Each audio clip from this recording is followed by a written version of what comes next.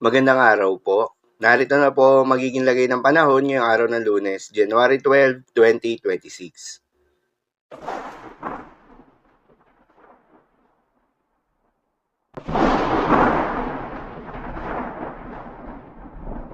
Sa kasalukuyan na tayong sa pag-asa, patuloy na umiiral itong shear line o yung banggaan na malamig at mainit na hangin at nakakaapekto sa may eastern section ng Central at Southern Luzon.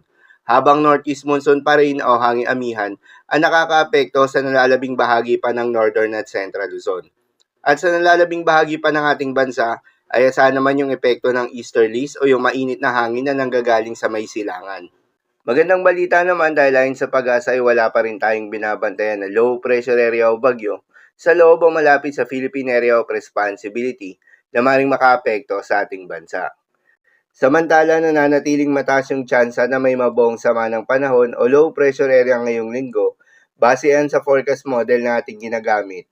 At base naman sa pinaka-latest tropical cyclone threat potential forecast na inilabas ng pag-asa, posibleng may mabuong sama ng panahon sa mga susunod na araw at inaasahan na papasok ng Philippine Area of Responsibility sa araw ng Miyerkules.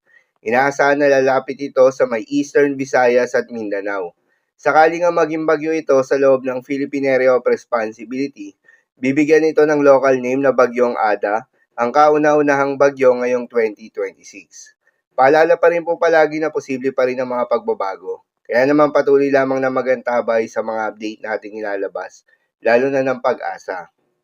Para naman sa magiging lagay ng panahon ngayong araw ng Lunes, dahil nga sa epekto nitong shear line, asahan sa Cagayan, Isabela, Aurora at Quezon, ang maulap na kalangitan na may kalat-kalat ng mga pagulan at isolated thunderstorms. Posible ang mga pagbaha o pagguho ng lupa due to moderate to at times heavy rains. Habang sa Cordillera Administrative Region at nalalabing bahagi ng Cagayan Valley, ay asahan naman yung maulap na kalangitan na may kasamang mahihinang pag-ulan na dulot ng northeast monsoon. Habang sa Metro Manila, Ilocos Region at nalalabing bahagi ng Central Luzon, ay asahan naman yung bahagyang maulap hanggang sa maulap na kalangitan na may kalat-kalat na mga mahihinang pag-ulan na dulot pa rin ng northeast monsoon. At sa nalalabing bahagi pa nga ng ating bansa, ay asahan naman yung bahagyang maulap hanggang sa maulap na kalangitan na may kalat-kalat ng mga pagulan o thunderstorms na dulot ng easterlies. Posible rin ng mga pagbaha o pagguho ng lupa during severe thunderstorms. Madalas nabobo ang mga thunderstorms na ito tuwing hapon o gabi na nagtatagal ng 1 hanggang 2 oras. Kaya naman ingat sa mga posibleng banta ng pagbaha at pagguho ng lupa, lalong-lalo na sa mga lugar na inuulan na noong mga nakaraang araw pa. Para naman sa magiging lagay ng mga dagat baybayin ayon sa pag-asa ay may nakataas pa rin tayo na gale warning sa mga seaboards ng Ilocos Norte, Batanes, Cagayan, Isabela, Aurora, northern coast ng Quezon, kabilang ng northern and eastern coast ng Polillo Islands.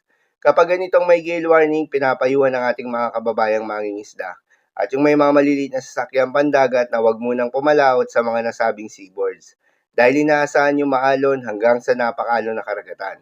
Habang iba yung pag-iingat naman sa mga maglalayag sa nalalabing seaboards ng Luzon, eastern seaboards ng Visayas at Mindanao, inaasahan naman yung katamtaman hanggang sa maalon na karagatan.